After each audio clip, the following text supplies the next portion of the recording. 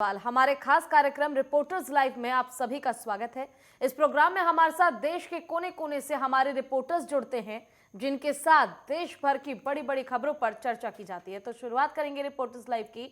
सबसे पहले हमारे साथ दिल्ली से हमारे संवाददाता अजय चौहान जुड़े हुए हैं, वहीं उत्तर प्रदेश से हमारे साथ हमारे संवाददाता प्रदीप आनंद श्रीवास्तव जुड़े हुए हैं। रुख दिल्ली का करना चाहूंगी और अजय आपसे जानना चाहेंगे कि आखिर राजधानी दिल्ली में आज क्या कुछ बड़ी खबरें आपके पास है।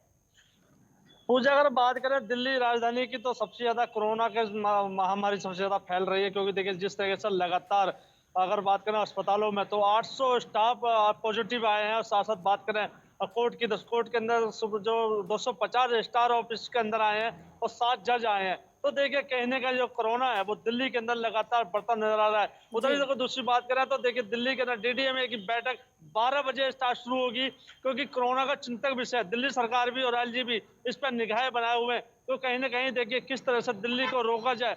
और उसकी बात करें तो देखिए सुप्रीम कोर्ट के अंदर आज फिर प्रधानमंत्री नरेंद्र मोदी जी की सुनवाई हो रही है। जो सुरक्षा को चूक हुई थी पंजाब के अंदर, उसका भी फैसला आज आने वाला है। जी चलिए, तमाम जानकारी के लिए बहुत बहुत शुक्रिया आपका। अब रुख करना चाहूंगी उत्तर प्रदेश का, जहां से हमारे साथ हमारे संवाददाता प्रदीप आनंद श्रीवास्तव जुड़े हुए हैं। प्रदीप, आपसे जानना चाहेंगे उत्तर प्रदेश की क्या कुछ बड़ी खबरें आपके पास है आज।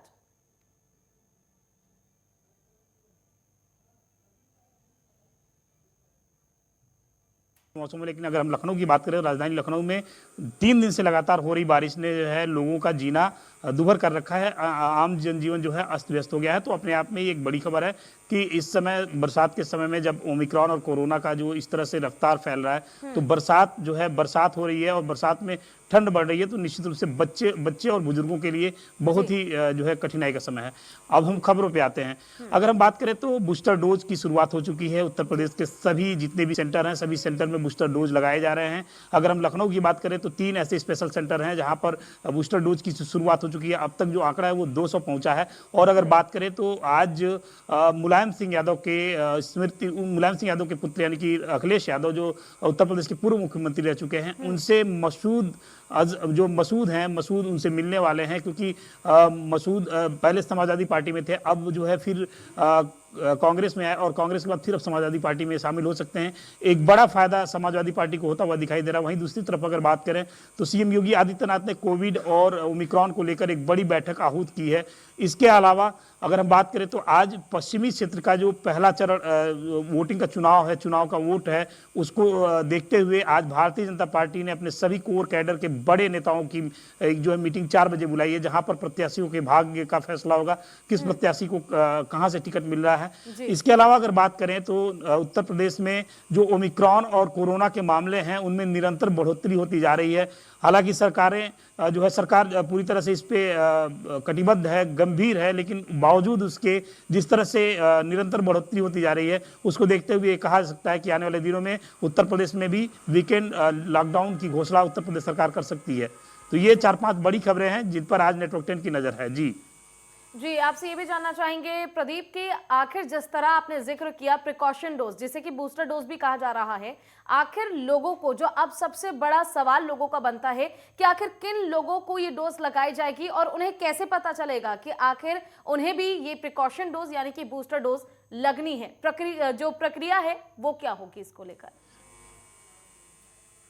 जी देखिए, बहुत ही अच्छा प्रश्न है ये। अगर हम बात करें तो जो फ्रंटलाइन वर्कर हैं, जैसे सफाई कर्मी हो गए, स्वास्थ्य कर्मी हो गए, और अब उस श्रेणी में मीडिया कर्मी भी आ रहे हैं, तो इन लोगों को ये बूस्टर डोज 39 हफ्ते, जो दोनों डोज लग गए हैं, दोनों डोज लगने के 39 हफ्ते अगर बीत गए हैं, तो ये बूस्टर डोज उनके लिए लगाया जाएगा।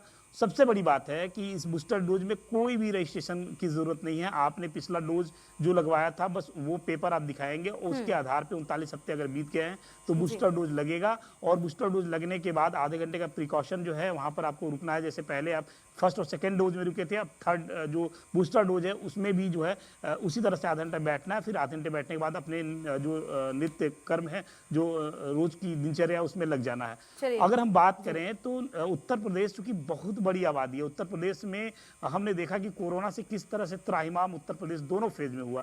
तो सरकार ने पहले ही चूंकि चुनाव सर पे है और ऐसी स्थिति में सरकार कोई भी जो है रिस्क नहीं लेना चाहती है। प्रधानमंत्री नरेंद्र मोदी ने पिछले माह इसकी घोषणा की थी और अब उत्तर प्रदेश सरकार इसमें पूरी तरह से कटिबद्ध होकर इस पूरे कार्यक्रम में जो है प्राथमिकता के साथ खुद मैदान में उतर के, आज सीएम योगी खुद लालबाग गए थे, जहां पर उन्होंने जो है जहां पर डोज लगाए जा रहे हैं वहां पर उन्होंने निरीक्षण किया, फिर मीडिया से बात की। तो निश्चित रूप से सरकार जो गंभीरता होनी चाहिए सरकार के अंदर, जो जिम्मेदारी होनी चाहिए, उस जिम्मेदारी के साथ सरकार मैदान में उतरी हुई है। अब ये लोग जो आम जनता है उसके ऊपर भी डिपेंड करता है कि वो लोग कितने अवेयर हो रहे हैं। हालांकि बहुत ऐसे लोग हैं जो उत्तर प्रदेश में सेकेंड डोज अभी नहीं लगवा पाए हैं, बहुत ऐसे लोग हैं जिनका पहला डोज भी नहीं कंप्लीट हुआ है। तो ऐसे लोगों को घर से बाहर निकलकर बूथ तक जाकर और अपने आप को वैक्सीनेट करवाने की जरूरत है ताकि आने वाले किसी भी अनहोनी से हम बचे रहें। जी बिल्कुल प्रदीप, एटलीस्ट अब तो लोगों को जागरूक होने की जरूरत है और जिन्होंने कोरोना की वैक्सीन नहीं ली है वो बढ़ चढ़कर कोरोना का वैक्सीन ले और साथ ही प्रोटोकॉल का भी खास ख्याल रखें ताकि कोरोना को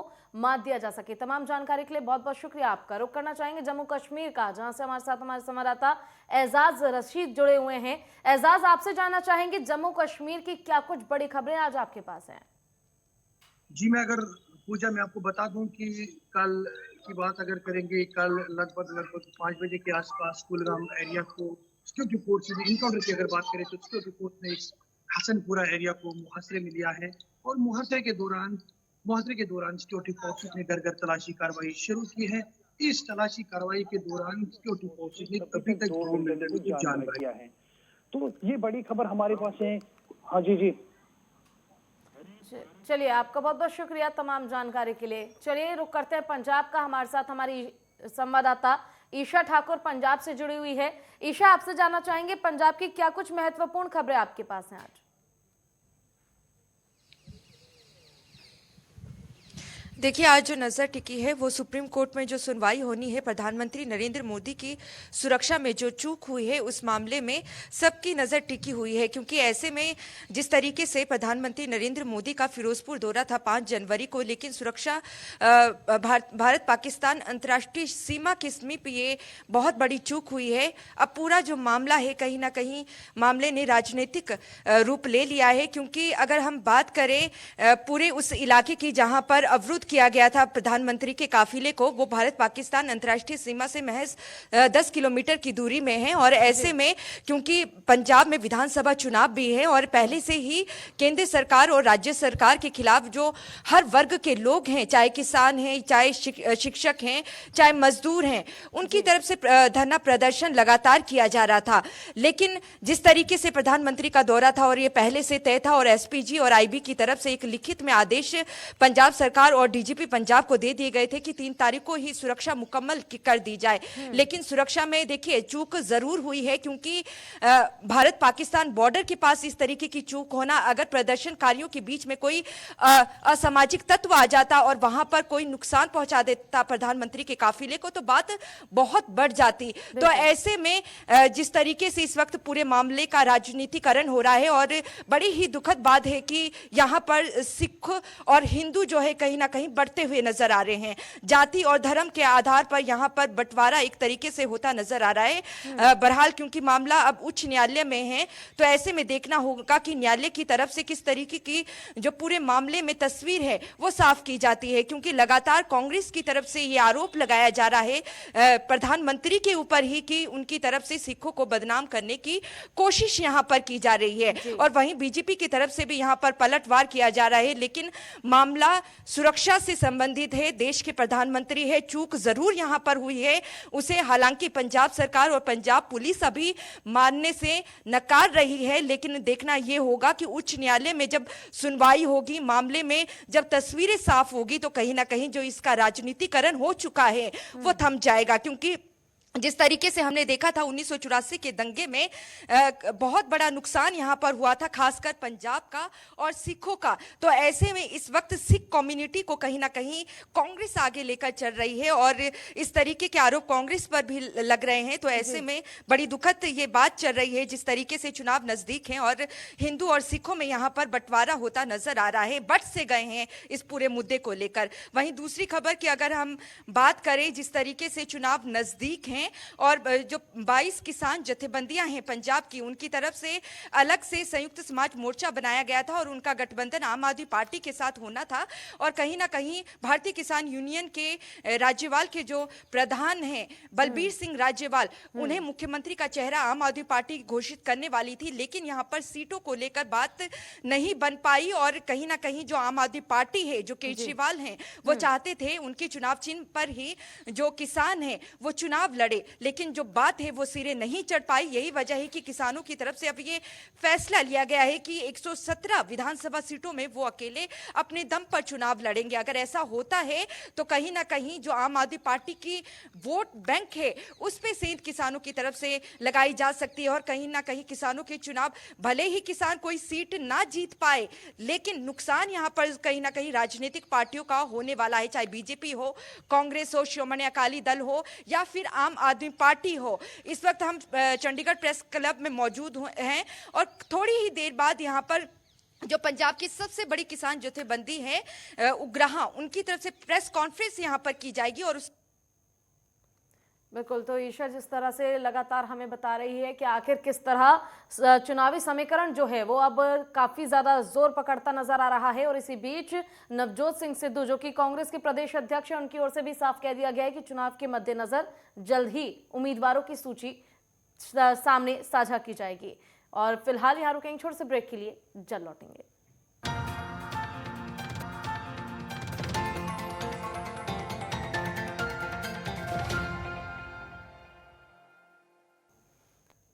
और ब्रेक के बाद एक बार फिर से स्वागत है आपका। सीधे लिए चलते हैं छत्तीसगढ़, जहां से हमारे साथ हमारे संवाददाता उत्पल सेन गुप्ता जुड़े हुए हैं और वहीं झारखंड से भी हमारे साथ हमारे संवाददाता सूरज कुमार जुड़े हुए हैं। रुक पहले उत्पल आपका करना चाहूंगी और आपसे जानना चाहूंगी कि आखिर आज छत्तीसगढ़ में क्या कुछ बड़ी खबरें हैं आपके पास।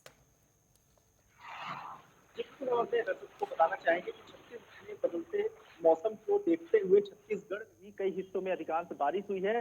बीते रविवार को अधिकांश हिस्सों में बारिश देखी गई है। इसके साथ ही प्रदेश के प्रमुख संभाग बिलासपुर, रायपुर और सरगुजा संभाग के अधिकांश शहरों में भी बूंदाबांदी के साथ बरसात हुई है। वहीं रायपुर की बात करें तो रायपुर में छिटपुट बूंदाबांदी ही रिकॉर्ड की गई है। इसके साथ ही मौसम वैज्ञानिकों के अनुसार आज सोमवार को भी कई जगहों पर बरसात होगी, जिसके कारण प्रदेश का पारा गिर चुका है। इसके साथ ही कहा जा रहा है मौसम वैज्ञानिकों के द्वारा कि अगले 2-3 दिन भी बरसातें हो सकती है, जिसके कारण ठंडी बढ़ेगी।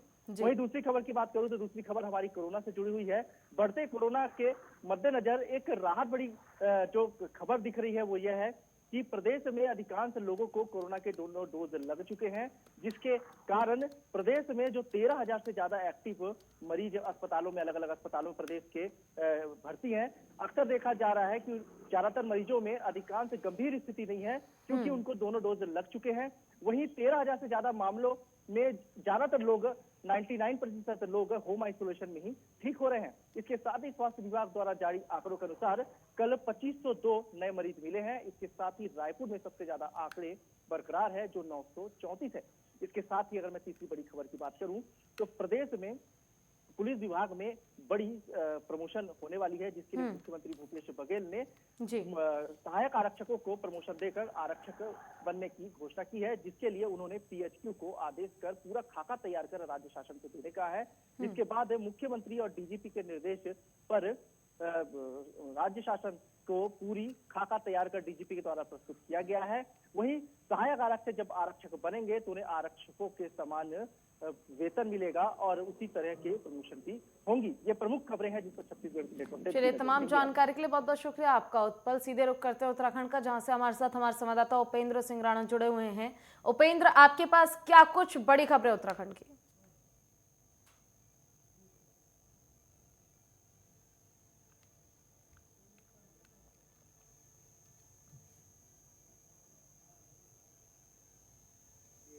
और जो ऊंचाई वाले क्षेत्र हैं, जो निचले स्तर हैं, जहां पर बर्फबारी जो है काफी जो है वो हुई है, जिससे काफी ठंड जो है वो बढ़ गई है। आम लोगों को काफी परेशानियों का जो है वो सामना करना पड़ रहा है। लेकिन जो बाहर से आने वाले जो सैलानी हैं उनके लिए मौसम जो है उत्तराखंड में काफी अच्छा बना हुआ है। जिस प्रकार से जो पर्यटक यहाँ पर बर्फ में जो लुत्फ उठाने के लिए यहाँ पर आ रही हैं, उनके लिए काफी अच्छा जो है मौसम यहाँ पर है। और साथ ही बर्फबारी भी काफी अच्छी जो है वो हुई है। 3 से 4 फीट की जो बर्फबारी है निचले स्तरों में हुई है। और अगर ऊंचाई वाले इलाकों में बात की जाए तो वहां पर भी 7-8 फीट की बर्फबारी जो है वो वहां पर देखने को मिल रही है। लेकिन सबसे बड़ी बात यह है कि जिस प्रकार से उत्तरकाशी जनपद की अगर खासतौर पर बात की जाए तो बर्फबारी के चलते जो है 35 गाँव का संपर्क मार्ग जो है वो टूटा हुआ है, जिससे जो है वहां पर लोगों को काफी दिक्कतों का जिस प्रकार से जो है वो सामना करना पड़ा। 2 राष्ट्रीय राजमार्ग ऐसे हैं जहां पर काफी बर्फबारी हुई है, जिससे जो है जो संपर्क मार्ग हैं वो कट चुके हैं। काफी दिक्कतों का जो है वहां पर सामना जो है वहां के लोगों को करना पड़ रहा है। और जिस प्रकार से बर्फबारी हो रही है तो ऐसे में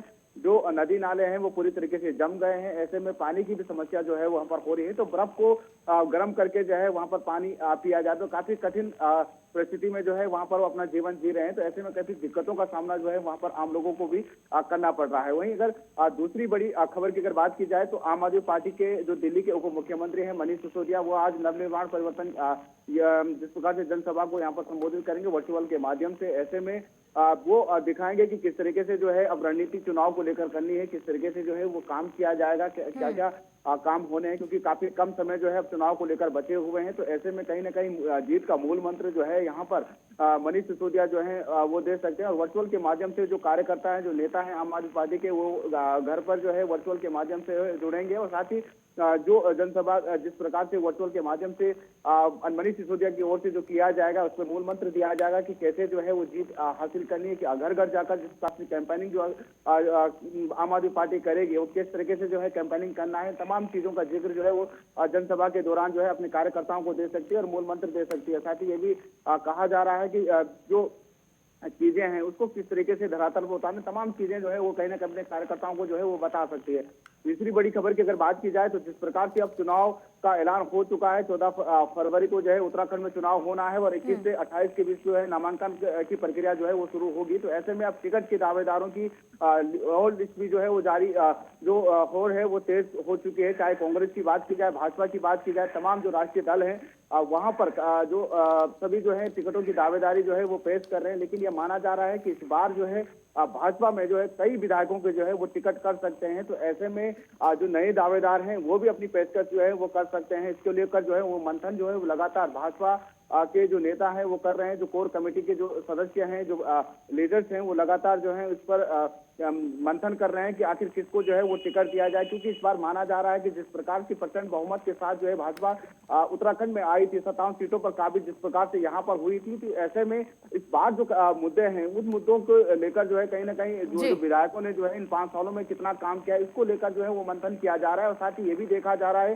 कि कई जगहों पर जो है विधायकों का विरोध भी देखने को मिल रहा है। तो ऐसे में माना जा रहा है कि कई विधायकों का टिकट जो इस बार 2022 की विधानसभा चुनाव में जो है वो कर सकते हैं। तो इसके लेकर मंथन भी शुरू हो चुका है। कांग्रेस की भी बात की जाए तो कई जगह देखा जा रहा है कि जो लगातार कई विधानसभा में जो है कई सालों से जो है हार रहे हैं, तो ऐसे में उस पर भी मंथन किया जा सकता है। कई जगहों पर जो है युवा या महिला जो दावेदारी जो कर रहे हैं उन पर मंथन जो है कांग्रेस कर रही है, क्योंकि कांग्रेस नहीं चाहती है कि इस बार जो है 2022 में जो है 2017 जैसी स्थिति बनी रही। क्योंकि 2017 में जब हमने देखा था तो 11 सीटों पर कांग्रेस सिमट गई थी। तो ऐसे में कहीं ना कहीं कांग्रेस इस बार जो है फूक फूक कर जो है कदम रख रही है। तो माना जा रहा है कि इस बार जब टिकट की जब दावेदारी होगी तो इसको लेकर पूरा मंथन जो है वो किया जा रहा है। स्टैंडिंग कमेटी के जो अध्यक्ष हैं वो विधानसभा वार जो है वो कैंपेनिंग कर रहे हैं कि किस तरीके से जो है वो टिकट देना है, कौन सा दावेदार प्रबल दावेदार जो है वो हो सकता है, तमाम चीजों का जो है वो उस पर जो है वो काम किया जा रहा है। तो कहीं ना कहीं ये माना जा रहा है कि आखिर ये देखना होगा जब टिकट बांटे जाएंगे तो ऐसे में ये देखना होगा कि कितने को जो सत्ताधारी दल है उनके कितने विधायकों का जो है वो टिकट करता है। वहीं अगर कांग्रेस की बात की जाए तो ये भी देखना होगा कि कितने जो है वरिष्ठ नेताओं का जो है वो टिकट करते हैं। ये तमाम बिल्कुल अब देखने वाली बात यही होगी कि आखिर चुनाव नजदीक है और आखिर कौन सा उम्मीदवार किस सीट से चुनाव लड़ा जाएगा, कब तक ये सूची सामने रखी जाएगी, इस पर सभी की निगाहें हैं। तमाम जानकारी के लिए बहुत बहुत शुक्रिया आपका उपेंद्र। सीधे रुख कर लेते हैं हरियाणा का, जहां से हमारे साथ हमारे संवाददाता राजकुमार भाटिया जुड़े हुए हैं। राजकुमार जी, आपसे जानना चाहेंगे कि आखिर कौन कौन सी बड़ी खबरें आपके पास हरियाणा की फिलहाल हैं।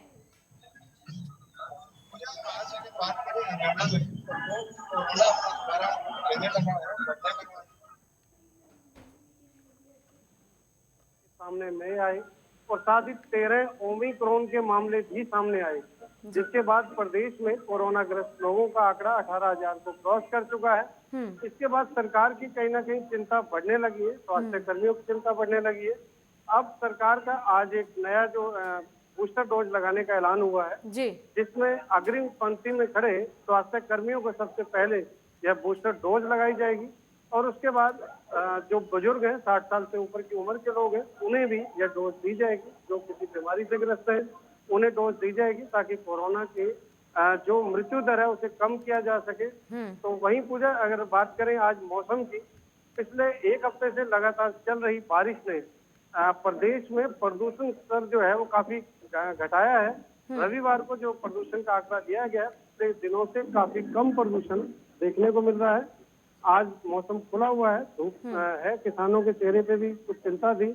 अगर लगातार बारिश चलती तो खेतों में सरसों और गेहूं की फसल को कहीं ना कहीं नुकसान पहुंच सकता था, फसल देख सकती थी। आज किसान भी खुश दिखाई दे रहे हैं इस मौसम, बदले मौसम से।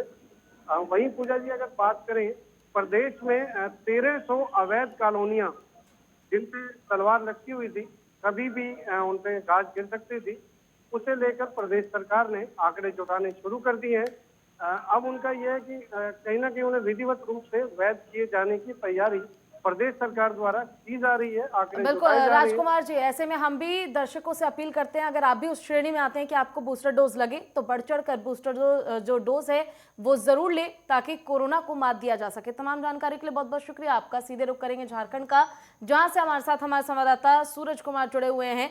सूरज, क्या कुछ बड़ी खबरें आपके पास झारखंड की हैं?